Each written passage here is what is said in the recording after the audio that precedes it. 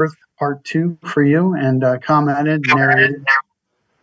We've got a number of guests with us this evening, and I'd like to start off by talking about the latest and greatest in terms of the day's events, the week's events, and as we've seen that we've got McCarthy's been ousted as Speaker of the House. The hot rumor is that Donald J. Trump will be nominated at least to fill the speakership. Can you imagine? Watch the heads explode. It's unbelievable. The potential there is it's astounding if you think about it. If Donald Trump gets nominated and takes over the speakership, it would be quite amazing. So I'm not sure that that's part of the plan, but the potential certainly exists. He's definitely qualified and certainly could be the speaker. So, get your popcorn popped and buckle up. It could be a pretty interesting ride, that's for sure. I see Brian has joined us and is wandering around with his camera. Brian, are you there? Yeah, can you hear me? I can hear you. We can see you too. What are you doing? Yeah, I just moved my laptop outside because it's a beautiful evening here in Vancouver, Canada. Yeah, it looks like it. So, yeah, it's sunny and warm, and why not, right? It's pitch dark here, so yeah. On the east coast, we'll just leave it at that. How you doing this evening? You looking good? So you broke free from your busiest time of the fishing season to talk to me. How come you're not out there catching some fish? Is it a morning thing, or what are we doing? I've been thinking about that for a while now. It seems that God is orchestrating my schedule to be doing more important things, I suppose. Like he always seems to arrange Sundays for me to go to our freedom meetings, and here I am this evening. So I'm just going to go with the flow. Like, I'm not in control anymore. Well, that's how it works for all of us, doesn't it? I mean, you can't fight it, right? No, I just go with it, and it's making my life tremendously amazing at the moment. And here I am talking to you and some other patriots. So let's rock and roll. Amen to that. So what's your take on all the news this week in terms of McCarthy being ousted? And from a Canadian's perspective, are you seeing that as a positive or no opinion? Well, I'm still trying to figure that out. But from what I've heard from some American patriots that I know down in your area, it's a good thing because some people are calling him a Nazi. And he also voted in favor of some things that violate the Constitution, from what I've heard. Have you also heard that? Oh, yeah. Mm-hmm. Yeah, so I mean, the only thing that I can conclude right now, along with many other people, is it's all theater. Like what a great movie we are watching, and I don't have enough popcorn to keep up with it. So please send some up here by FedEx. I'll pay for it. You can do that. You got to send me some salmon, though, in return, okay? Yeah, and hopefully we can talk about salmon during this show. So, oh, absolutely. I see that Matt from Mega Mission is in the queue. Let me do a little introduction. So hang tight with me, okay, Brian? And we'll go back to you here quickly. And we'll talk a variety of things here this evening. Sounds good. I see Matt's pretty face. Matt, your microphone's still off. If you can turn that on, that would be great. Oh, I was making sure I wasn't going to do a mic faux pas like I usually do in your space. You did perfect. Good job. I see you have somebody in queue with us, Alexandra. Is that it? Yeah, that's Alex. Hi. It's a pleasure to meet you. Chuck Nice Naegle. to meet you too. Thanks for having me on. I heard we were talking about salmon. Tell us a bit about. Oh yeah, but don't get sidetracked with fishing now. We get sidetracked all the time when it comes to the fun stuff. I was fishing earlier all day, but yeah, kind of my role in MAGA mission is I am the education guru, is what they like to say, the expert. I just play one on social media. I really am not one. But basically, I just am fighting to get this indoctrination out of our schools. Providing resources for parents, opt-out forms, writing legislation. I was at our state house yesterday testifying again, and I will go back next Wednesday. They actually moved our space. But then I do a weekly or 2 days a week space called Uncomfortable Conversations on Twitter, where we dive in and tackle all of the different issues going on. Anybody has questions, they need help, I'm there for it. It's actually gone really well. We've taken a lot of people out of their comfort zones and given them the resources that they need to save their kids in these schools. And that's kind of me in a nutshell. I got 3 small boys that I got to protect, and this is the only way I know how to. Sure. We had a guest a few months ago, Aaron O. And Aaron O moved from California as a transplant to Texas and couldn't believe the things that they were teaching the kids in Texas. So much like you, she started a grassroots, basically a fight back, teaching the parents how they can opt out and do the things they need to do to protect their children, because obviously they're being bombarded with, we'll just call it crap, right? The whole woke agenda is unbelievable, and it's really a disgrace is what it is. But talk about devaluing the family unit and trying to take power from the parents, but that's their whole agenda. They're trying to, shall we say, dilute the way the American family functions, and it's obvious. Anybody who's anybody knows this. So absolutely. So now you've got me intrigued. I know me. I'm good at that. That's like my number one skill.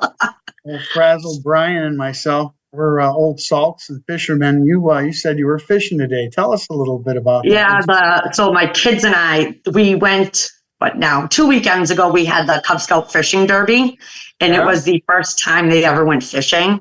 So now they're obsessed. So we went Sunday and then today back down to the lake at the bottom of our street, and they just freshwater fish till their hearts were content.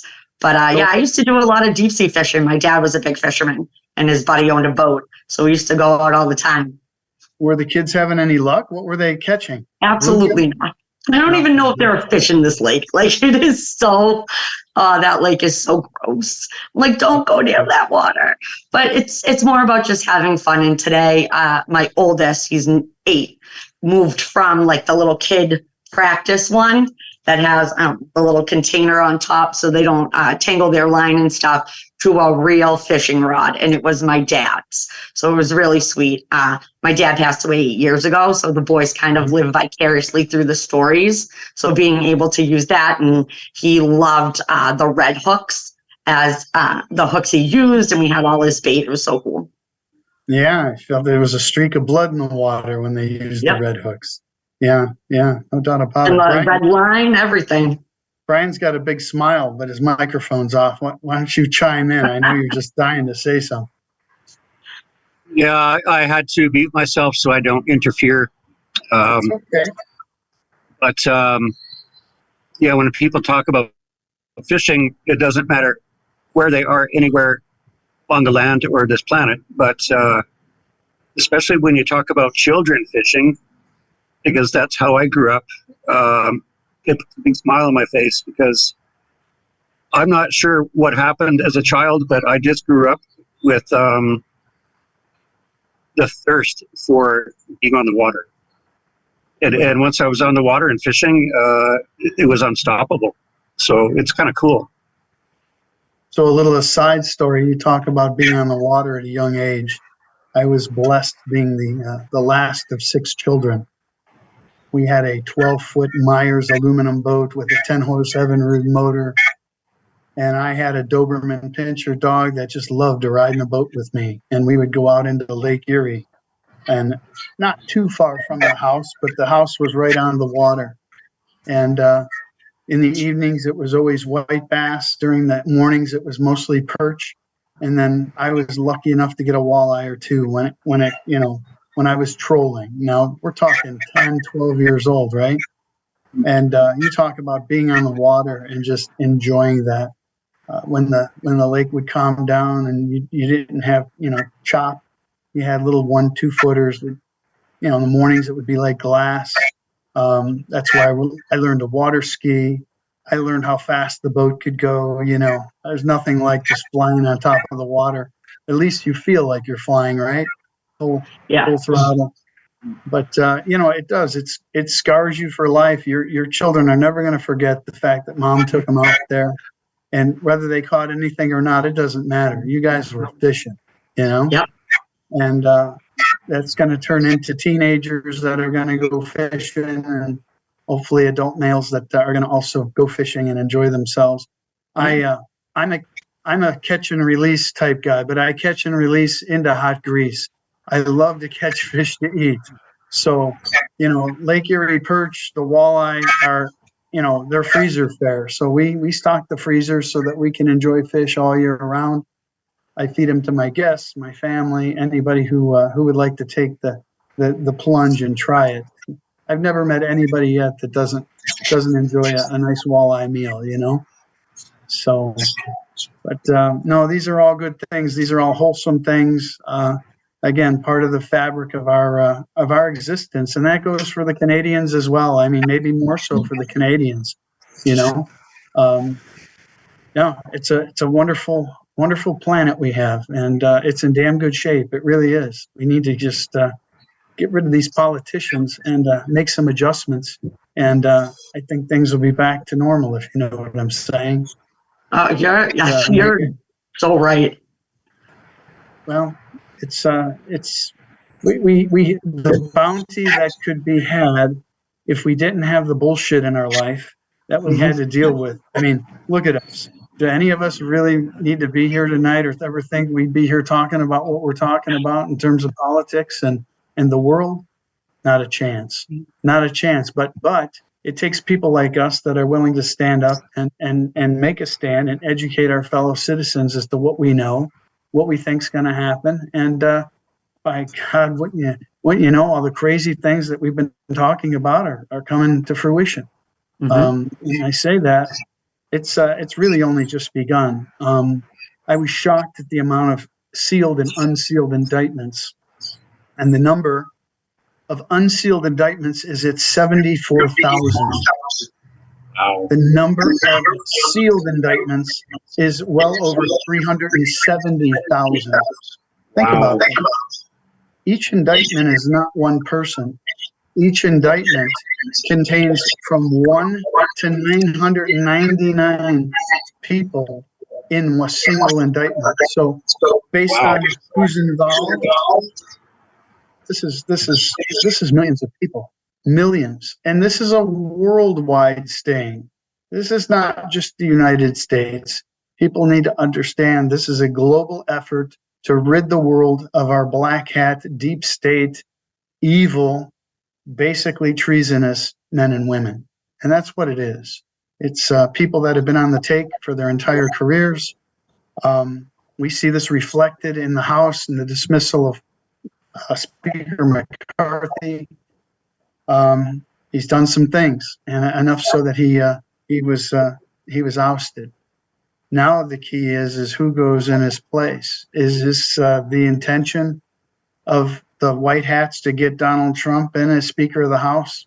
Because he's legally, he's a candidate, and all they have to do is nominate, and he has to go through the process. But he just announced that he would make the trip to make his pitch to be a nominated member. So, stay tuned. I mean, can you imagine the theater going on in there if Donald Trump was the speaker?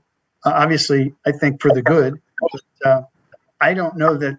I guess at this point that I believe that that's the way this would go down, but maybe that's the way they wanted it. I guess we're going to find out. I think it would be phenomenal. And one of the biggest problems with the Republican Party that I hear a lot is that they sit back and they don't do anything. The Democrats they break new ceilings all the time with what they do, but we sit back and we don't do anything in return. And then we got a lot of rhinos that are still, well, there's a few hanger-oners there. And if they can get rid of those rhinos and really galvanize as a party and actually move in unison on something, they could actually get something done. But I think they just sit back and they let these rhinos, hang out and stay in there. And they always got, just a few hanger-oners in there. They just really got to get out of there. And this is something that's going to shake up and change some things, because you got either Scalise or somebody else going to step in, and then you hear Trump stepping in, and that would that would send the Democratic Party into just a flurry of. I could just see the Spartacus moments coming out. It would be amazing if just to watch them implode if he actually achieved that. It would actually reveal a lot in their own party, too. It would reveal all of those people that are working against the Republican Party, and they would expose themselves. Well, and I think that's when, the past year and a half has been all about people having to, pick a lane. And they forced them politically to decide and make decisions. And you could see by their decisions, if they were bought and paid for, if they were doing it for their own personal gain. Maybe a PAC promised that, they gave campaign money and will get to receive campaign money. They owed him a favor. Look, our national treasure, and I say this every week, has just been depleted. This money is going places it was never meant to go. And, we're talking incredibly excessive bills that have been signed without being without being read. Written in such a way that they're pork laden, and this money just goes out like it's candy, and it's wrong. And so, part of this, I call it the greatest sting operation the world has ever seen. And it's just a matter of finding these people, exposing them for who they are. And again, McCarthy was supposed to have been a good guy, if you recall, in the beginning, and he acted in such a manner, and then his true colors shown. So again, when you think somebody, and like Donald Trump experienced in his first 4 years, he was being infiltrated from the inside. I think Mike Pence was a turncoat, and basically not even at the end, but was giving information away, secret information about what the plans were and who they were against, and what was about to happen.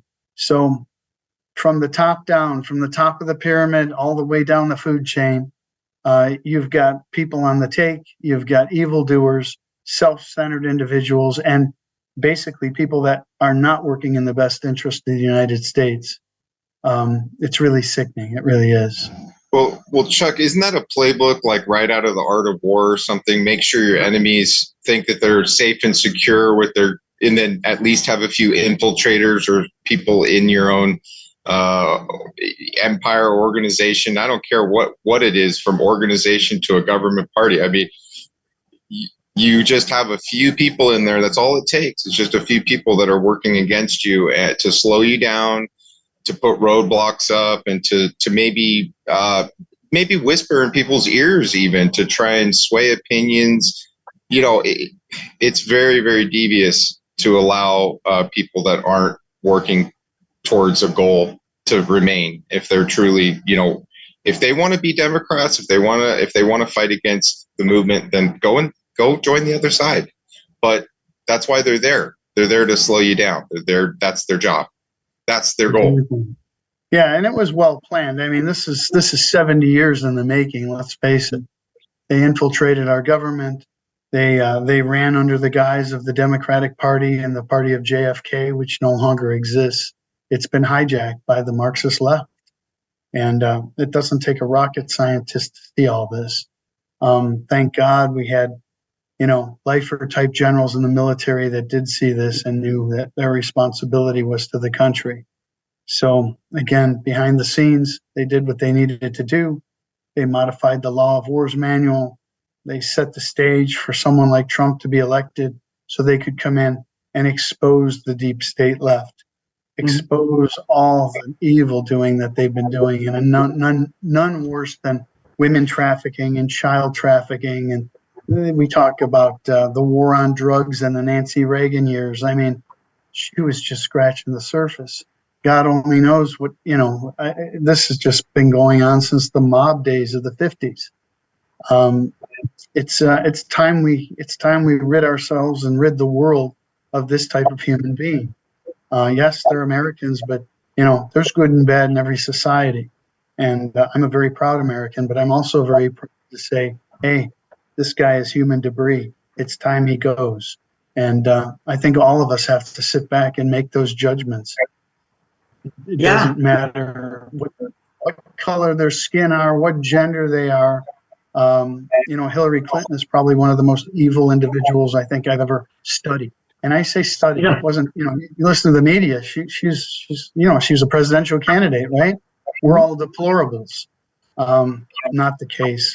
Not the case at all. Alexandra, do you have anything that you want to add to that? Well, the Hillary Clinton thing, aside from her just being like the worst person that's ever lived, her outfits just always bothered me. Having to see her and listen to her voice, it made it that much worse, that how evil she was. But up here so I'm in Massachusetts. One of the things I've been doing a lot of is pulling surety bonds on our elected officials and really calling them out, being like, you are putting our kids in danger. You are violating your oath of office. You are breaking your surety bond. Like, it's not a joke or a drill. I see you driving that fancy car. I'm going to own your fancy car. Like, let's do what we came here to do. You were elected to represent us. You were put into these seats because you lied to your constituents. Well, you know what? Time's done. It's over. Like, in Massachusetts, you can't get any more liberal unless you're in California. And the rhinos are out in full force. That calling them out, exposing, especially what's going on in the schools. And you had just mentioned about women trafficking. I mean, DCF is so embedded in our school systems. And now that they can take your child if you don't provide the gender affirming care, you're hit with child abuse charges. And you'll never see your kid again. They go right into the child trafficking ring. It's disgusting. The stakeholders that are in it, the big players that people would never imagine, need to come out. We need to start boycotting, protesting, and not allowing them to continue to keep these legislators in, or these bills are just going to continue. I mean, I swear AI is writing them, or Chat GPT, because they're coming out hand over foot. And like you said, half of them don't even make sense. And they are 500 pages long. None of these elected officials read them. Their minions read them, and they tell them how to vote. We think X, Y, or Z. It's fascinating when you take a step back and you really look at how Kissinger and the Castle model for social emotional learning isn't just the way they've done this in our schools.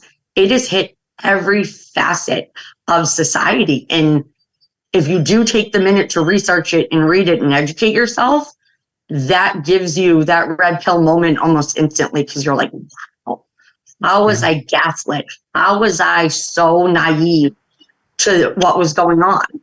A lot of people think it's their own thoughts and ideas that they feel, and they're like, oh, that's awesome. No, it's not. You were indoctrinated. You were manipulated into it, and it's time to cut that, in my opinion. And I'm going to do everything I can to make that happen. I mean, MAGA has given me an outstanding platform to do that. And I'm not going to take that for granted. So, Matt, I had posted what I had saw today. MAGA Mission had a flight banner that was waving in the breeze. And who's responsible for that? Can you tell us about that? Yeah, that's an incredible thing that one of our listeners who had been listening to us for months, I guess, she was just in the audience. She'd never spoken before. And then she got up one day and just said, I'd really like to do something for you like this. She kind of threw it out there, and then we talked with her. And I looked into it. It's a considerable donation for somebody to do what she did. and she did it out of the kindness of her heart. She's completely anonymous, would not give me her name, would not take a thank you. And, we are fighting against child trafficking. We're working with different groups on that front. And I truly believe that what Alex is doing is so vital, because they are trying to change what our children are being taught in schools, to where within a generation, we're going to forget everything about, we have to teach our kids about how the country was founded. We have to teach them about the Constitution.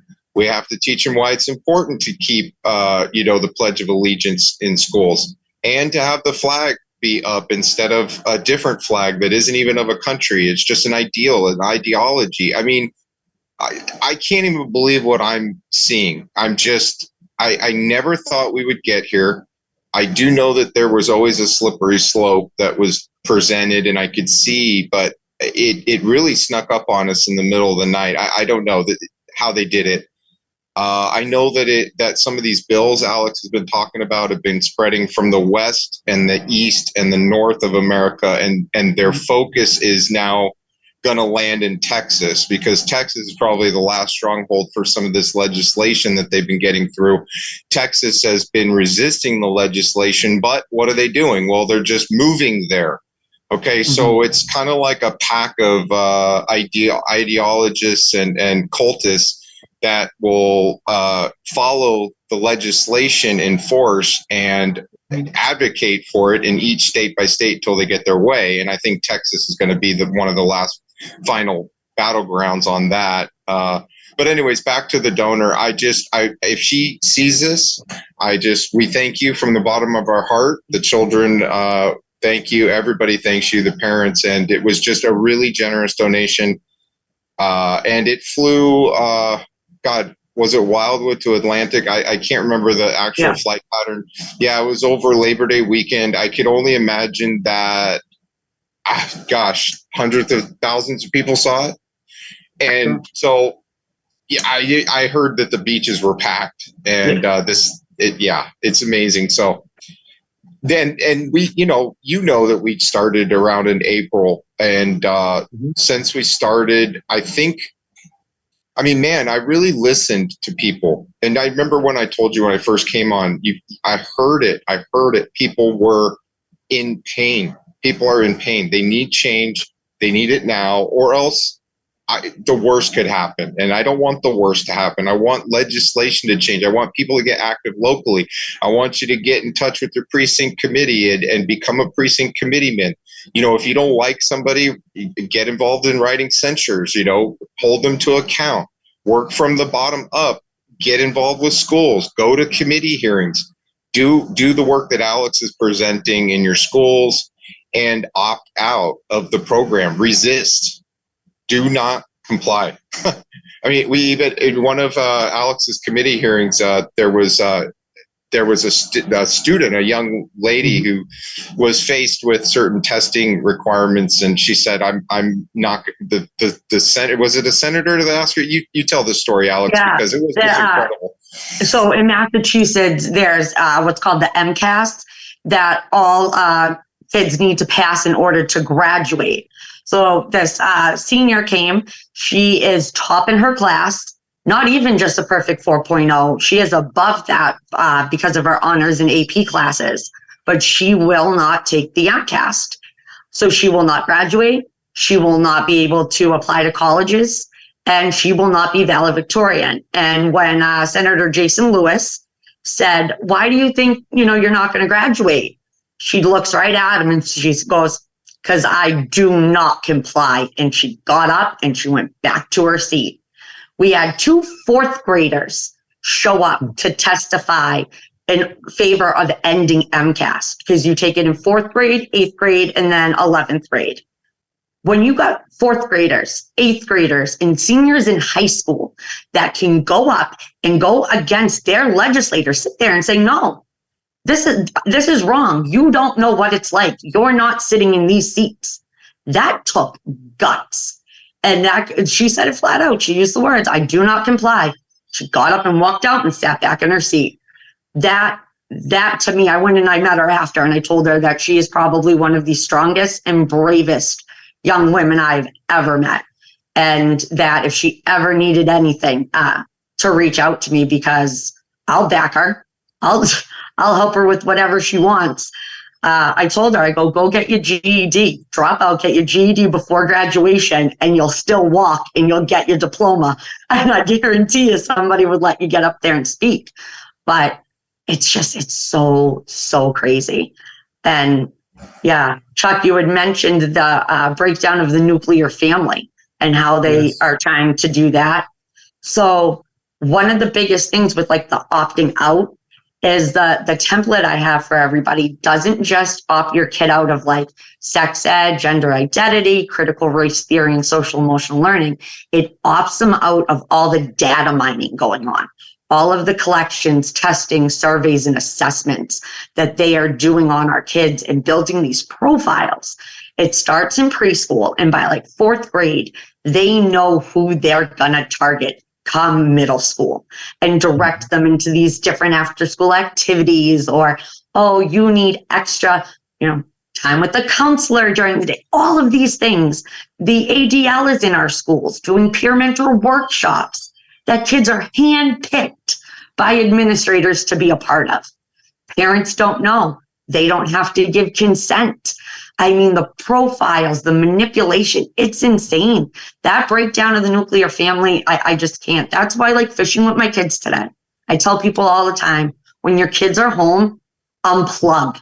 Be with your kids. Get down in that dirt. Watch the shows they want.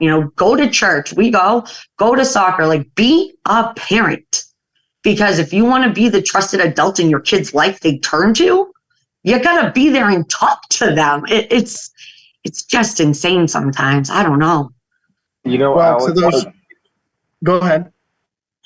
Just wanted to jump in real quick, because what she just said about the data mining of the children, the apps we use are data mining, are what we click, what we look at, and they are creating profiles on children to use in the future, as they're going to follow their IP, they're going to follow their name, they're going to follow their identity from the start of as young as they can get them on an iPad or a phone. They're tracking them. You're now the epitome of what a commodity is. They're literally now streamlining the child into a commodity to mold and use and direct in the way that they want to feed information to them, to mold them in the way they want to mold them, and not the way you want them to be molded, the way they want them to be molded, not the way the parents want. Sure. So, can I ask Alexander a question? Of course. And this is to do with fishing and family, nuclear family, and all that stuff. I used to be a foster parent, like, about 20 years ago, taking care of like teenage boys who were struggling. And I always took them fishing. And then this one experience that I had with a 17-year-old, took him to a local river. He started catching salmon. And then he was removed from my house because he reached the age of maturity, or 18 or whatever. And then I saw him on the river a couple of years later catching salmon, and he came up to me and said, "Thank you. You saved my life. I'm into fishing. I've got a good job now, and my life is going good. I'm off drugs and all that stuff." So these are really simple things that we can do, like getting kids outdoors. It just heals them. It gives them the opportunity to, move forward. And he also told me that he developed faith in God. And so that just blew my mind. Yeah, I can empathize with you there, Brian. Listen, as an outfitter and a guide, much like yourself, we'll just say that maybe I touch upon more of the hunting than you do. You're more of the fisherman. Either thing, anything, and to those that are listening that maybe not are outdoorsy, maybe grandpa, granddad, their father never took them into the outdoors. They never camped, they never fished, they never hunted. Don't let that stop you. Find somebody like a Brian to take you fishing. Find somebody like a Chuck to take you hunting. Somebody that would take the time and teach you and your son or your daughter the things that you don't necessarily know, but not belittle you in front of your child, but to build the two of you up to where you can understand and grasp why. If you see on the beams behind me the various trophies that are here at the lodge, every one of these trophies, these fish, they're immortalized forever. That experience, all I have to do is look at each mount and I can tell you where I was, if the sun was shining, who was with me, what a wonderful day it was, and how that came to be. These animals were utilized to the best and the greatest use they could have. They were table fare, but their skins were saved and tanned, and now they're on display. And they look just like the day they were harvested. So again, the artistic part of that, but the preservation. When I explain to people why people put mounts up to look at, to remember, it's a time capsule. It's a place for a mother and a son, for a father and a daughter, for a father and a son, to remember what they did that day and how they got that opportunity to kill that animal. And I don't say harvest, I say kill that animal, because you did. You killed that fish, you killed that animal, but now you've brought it full circle. That animal is somewhere, whether it's your garage, mama doesn't let you have it in the house, maybe it's in your basement, but it always brings back a memory. It sparks a good time, a camaraderie time. And let me end it by this. I have a young man that in his early years took an incredible buck. The middle buck that you see behind me was taken by a 6-year-old. Now somebody says, well, how can that possibly be? Well, this 6-year-old was in a state that he was allowed to shoot a crossbow. And he was taught how to shoot BB guns and things, and he knew how to look through a scope. He was given an opportunity one day to go on a hunt. Nobody ever knew this animal existed. And it was during the rut, which is the time when the males go out and search for does to breed. This animal came into a perfect shooting lane, an opportunity in a ground blind for a 6-year-old to draw down on that and to fire. It took 2 days to find that animal. That animal was recovered, was salvaged, all the meat was utilized, the skin, and to this day, 20 years later, you're looking at it in the lodge, and I'm telling you the story about it because there was a time when that 6-year-old grew up and said, do you remember when I took that big deer? Yes, I remember. Do you know how I felt when I went to school and all the kids saw the pictures? They were jealous. I was like, I felt like I was the king on top of the world. This same young man took a bear at 10 years old. Now, there's one thing to take a deer. There's another thing to take a bear. Again, there's a sense of accomplishment, the sense of pride. And this same young man went to college, graduated from college in 4 years with a double major, exemplary grades. Just, again, an astounding young man, an astounding human being. But the basis of his structure was hunting and fishing. And it's those accomplishments, the catching of the big fish, the catching of the big deer, the killing of the bear, all those things that built him into the young man he is today, a very successful young person. So I'm giving you one example of many that happen all around this country and Canada, that people get together with their children and create memories. And it's not because we have money. It's not because they were able to go to the finest game club or anything like this. This is all free range public land stuff. This is all skill stuff. This is not somebody put it in a cage and they went out and killed this animal. Oh, no, not at all. In fact, everything that I deal with is fair chase and sporting. It has to be. Otherwise, it's meaningless. Not necessarily meaningless, but you see what I mean. It gives it the aura and the flavor you're never going to get by doing it a different way. So maybe I'm talking a little bit French, but I'm hoping to shed some light on the importance of accomplishments and everyday accomplishments. When you can sit at a table and know you provided that meat, whether it's flesh of the fish, whether it's the hind quarter of an elk or the backstrap of a white-tailed deer, it's something that you did. You harvested, you went out and scored and brought food home to the family. There's nothing more satisfying than that. Brian, am I close to being right? Yes, that's actually a very fascinating story. And when I look at constitutional law and Canadian law, it guarantees us the right to harvest from the land. Mhm. It's our God-given right, and I wish I had more time for hunting. I have too many guns and not the time to use them. But I'd like to ask a question that's not so much related to hunting, but there's so much information being disseminated right now. And some of the things that I've seen up here in Canada is a thing called Military Justice Act. And we've also been talking, our organization has been talking to U.S. military and USA Marshals that apparently they have lawful jurisdiction over our land and the right to come up here and arrest Trudeau and do all kinds of things as white hats might do. I know it's kind of off topic, but what do you think about that?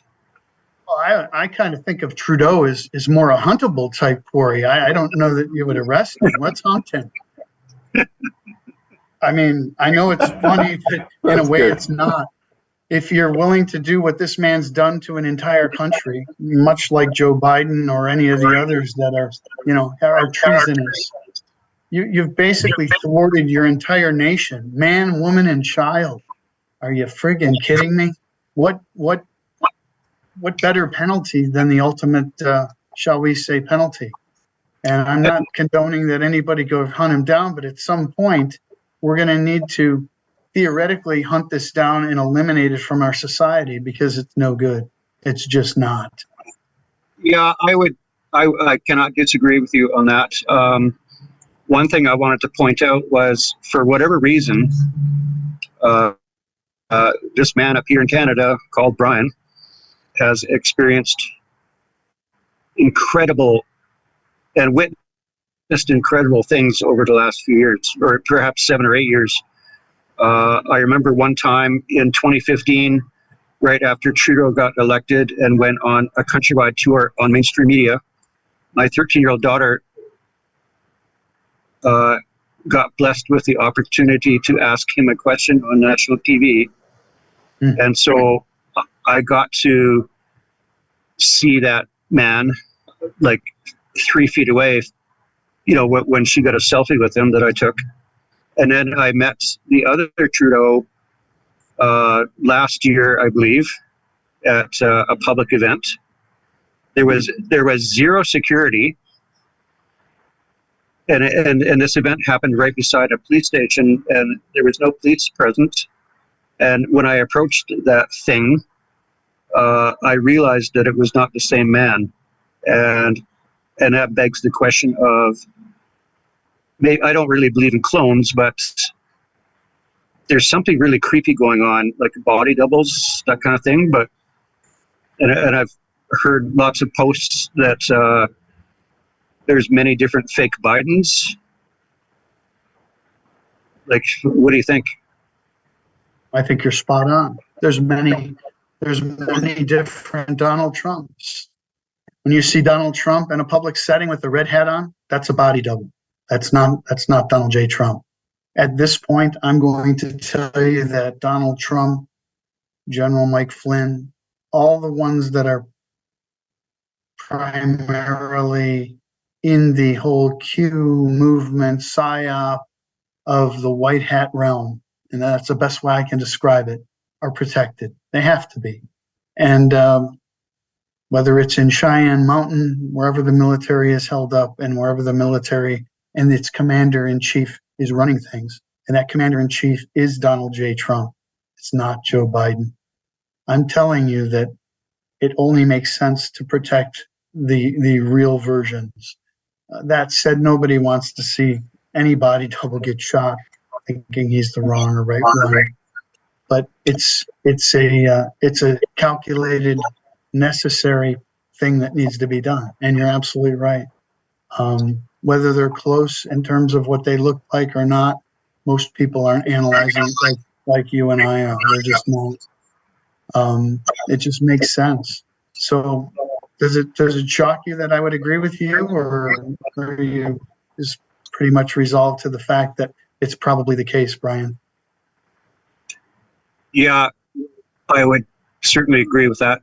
The people that are white hats need to be protected, and maybe who knows where they are, but this needs to happen to drain the swamp, as a famous man once said. Mm-hmm. You think that famous man may be Speaker of the House here shortly? Well, that's gonna be most interesting, because as a Canadian, I mean, I'm very well aware of American politics, and perhaps I know even more about the Constitution than most Americans, but I am not very familiar with the role of Speaker of the House. So if you can help me out with that, that'd be nice. So the Speaker is third in line to the throne, the presidency. You've got the President, the Vice President, Speaker of the House. So let's say the Democrats decide they want to start playing musical chairs, and let's say that we've seen the best or last of Mr. Biden, and this continues. The continuation is what? So I see Kamala Harris taking Dianne Feinstein's place. Dianne obviously recently passed away. I'm sure things are warm down where she's at right now, if you know what I mean. Let's say that Newsom then takes Kamala's place, okay? And Joe Biden then is removed by the 25th Amendment. Mm-hmm. Think about this. Then Newsom moves to President of the United States, and Big Mike becomes Vice President. Mm-hmm. You know who Big Mike is, right? Michelle Obama. I know what I said there is a mouthful, but it's very conceivable. What would be the defense to that? Before the election, it would be the nomination of Donald J. Trump to the Speaker of the House position. He could thwart and again hold these people's feet to the fire regarding the lane they chose, and systematically start to eliminate these people from their seats because they don't deserve to be there. So this could be the start of the end of the pyramid that is Joe Biden / the Democratic Party. And yeah, and sorry, that video that you wanted me to watch earlier with Derek. Yes, sir. He mentioned something about the Military Justice Act and the Commander-in-Chief and all that stuff. And apparently since 2016, the military has been in control. So, I mean, I'm aware of this, and some other Canadians are, although it's quite complicated. But, you know, like, I'm just seeing that there's so much theater going on right now. It is hard to navigate at times. However, I'm enjoying the show. So Donald J. Trump put out a message, and the message was simply this. It was a quote. The quote was, "May God have mercy upon my enemies, because I won't." And it was signed General George S. Patton. That was a quote from General Patton, and Trump put it out there recently on the 18th of June, 2014. I want you to think about that date. Remember, a lot of things happened between 2012 and 2023. And a lot of the older stuff was setting the stage for today, to the point that they knew where they would get. This is why when you look at Q posts and things, the dates are all back, and the dates don't seem to make sense. But you got to remember, This is a psyop to combat a psyop that's occurring from the other side. And so hence Q, they don't even admit to it, that it exists. But it's a mind game. And the mind game is you never tell your enemy what your plans are. You never give your enemy dates. You never give your enemy times. What happened yesterday, folks, was supposed to happen at 2:20 p.m. We were supposed to get our emergency broadcast system, and it was supposed to send a vibration out to activate the graphene oxide that was injected into you when you got your shot, when you got your vaccine. Many people would say, well, it didn't work. It didn't do what it was supposed to do, or maybe I don't even know that it went off. Maybe your phone was off. Maybe you were smart enough to turn that phone off and put it in the microwave or put it in a fairway bag or somewhere that the phone couldn't be activated. Because when your battery is still in your phone, even though it's off, it still has signal. I'm saying to you is that these are things that are being sent out in the universe to test the water. Does this work? What did people do? How did they react? At no time does the enemy give you a day and a time and tell you what's going to happen. They just don't do that. They did it for a reason, doing all this for a reason. They're seeing where we're at. They're taking our temperature. Understand that the magic number has always been 80%.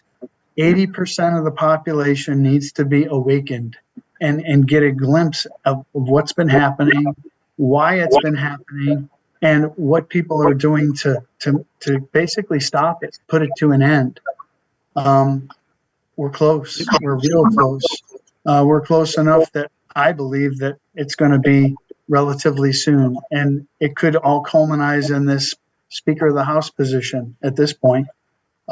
Let's face it. They didn't have to remove McCarthy. They had a choice, and it was 8 of them. It didn't have to be, the majority. It just needed to be a certain amount. And if we're that close to 80% and they felt the same way, well, it's time to remove him, maybe instill Trump, or at least get the enemy to make a counter move. Remember, this is 5D chess. Nobody has played it better than the Trumps. When I say Trumps, it's the family. You can say what you want, but the entire family is in on it. I know it sounds odd, but Barron Trump is an absolute genius. Look at his IQ. I think you're in the 170 plus range. You've got a young man that's a master at chess. They're all good at it. I know it seems like just a game, but it's not. And I think we're going to be shocked to learn who participated in this and who advised in certain things. Obviously, the military is a big part of it, but the leadership role, the risk that family's taking by kind of putting themselves out there, it's unprecedented. Where in history have you seen an entire family sacrifice for a country like the Trumps have done? You haven't. You just haven't. You can talk about the monarchy and the king and the queen and all that, but this is a billionaire family who had everything. They didn't have to do a thing. They just needed to live their lives, and they would have been fine. But they risked it all. They risked their lives. They risked their wealth. They risked their name. Why would you risk all that? For what? To lose? These people aren't going to lose. There's no way in hell they did this. And it's a wonderful thing. Exactly right. For the love of God. But I think you're going to find that what motivated them the most is the children. When you find out what these people have been doing to the children of the world, not just the children of the United States or Canada, but the children of the world, when you find out what's been happening and you study it, I think you're going to see that was the motivator in everything. It has to be. Otherwise, we're no better than the animal that lives in the woods next to us that we hunt and kill. And I hate to say it, but these animals, and they are animals, they're wounded, cornered, wild animals right now. They know they're caught. They know that there's nowhere to turn. So I'm going to leave you with this. The next big thing we're going to see is the nuclear scare. You're going to hear about it in Europe. You're going to hear about it at some point. It's going to involve Putin. Remember, who rallied the world? Who rallied and did the capitulation tour? Who gave him the ball, which represented the globe, and said, here it is. Tell me what to do. Putin. Putin is a good guy in this case. He's on the right side of history. For the Trumps to rally all the world leaders with our military and basically say, look, we're fed up, help me, and we'll clean house. I mean, how good does it get? And for Canada, we've always been so tight and close, and to have Trudeau and know that Trudeau was a piece of shit like our deep state, basically one and the same, and to know that he's going to be cleaned up too. I know it. I see it brought a smile to your face, Brian. You know it's true. And look, it's time. It's time that people stood up. It's time that people realized what we're facing, and it's the best time I think ever to be alive right now, because this is unprecedented. Hundreds of years, and nothing like this has ever happened. Not to this extent. This is greater than World War II, anything we've ever been in. And the beauty is it's all clandestine. It's behind the scenes. You have to find and fight to figure it out. And it's something new every day. Matt, am I crazy? No, it was funny that when you were talking early on, it reminded me of Mad Magazine and Spy versus Spy, even when I was a little kid. It's the PSYOP always against the PSYOP. And I think this has been going on for long, well before I was born, I think. But what really ushered it in, Obama really, when you control the media, I mean, these are Marxist playbook things, when you control the media, when you control the children, when you control certain aspects. And then as they've been, COVID ushered in a whole other era. But I mean, you go back to when the media was allowed to, news is not the news. It's just entertainment now. These are entertainment companies swaying opinion with entertainment. It's not really the facts. It's half truths, leaving out vital information for people to understand the truth. Then they're feeding people what they want them to know. And conservatives right now are under threat. The children are under threat. They've literally named parents terrorists. They've named the MAGA movement and also conservatives and patriots as terrorists. They've succeeded in that. They ushered in the Patriot Act, which ushers in it laid the foundation for where we're at right now. And like you said, it's a masterful game of chess, and it's a long game. It's not a short game. It's a long game. And every move has a ramification. And but I think, like you said, I think there were a lot of things. You mentioned the greatest show on earth. I know Brian said he's going to get his popcorn out to send him. I don't know if he likes caramel, lightly salted, or what kind of popcorn he likes, but it definitely is the greatest show on earth that we're seeing unfold. And you mentioned a lot of things. And yes, Trump's capitulation tour, some of the virtue signaling that you saw, where he was placed at certain positions in the room, showing that he was at the head of the table and not at the end or on the sidelines. He was the main person, that he was the head, and they showed that. Like when Putin handed him the ball, that was a signal. He was signaling. All of these things are signs.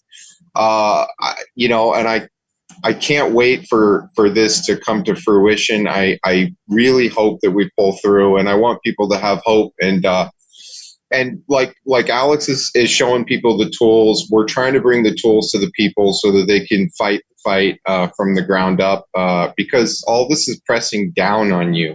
The only way to push back is to push back from the bottom up. I mean, I'm not at the head of the table in politics. I'm at the ground level, so that's where I do my fighting. Is at the local level.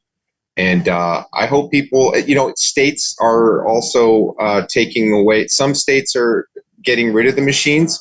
Other states are getting rid of mail-in voting. Some are making it mail-in voting only. Everybody has to get on the same page when it comes to voting integrity and election integrity, or else the country is lost. We need to have election integrity. Without that, the people, their opinion, their voice is not being heard. That leads to apathy and anger and revolt. And if they keep it up, it's not going to work out for them. I know that. Great final statement, Matt. We're nearing the end of the show. Brian, would you like to say a few words here? Anything you'd like to chime in on? I'll be very brief here. A couple of things that I found quite fascinating over the last few days was an NFL game where both teams kneeled down at center field before the start of the game and praised our Lord. And I think that was because one of the famous NFL running backs, if that's the right term, stated that we should not be playing football on Sundays. We should be in church worshiping our Lord.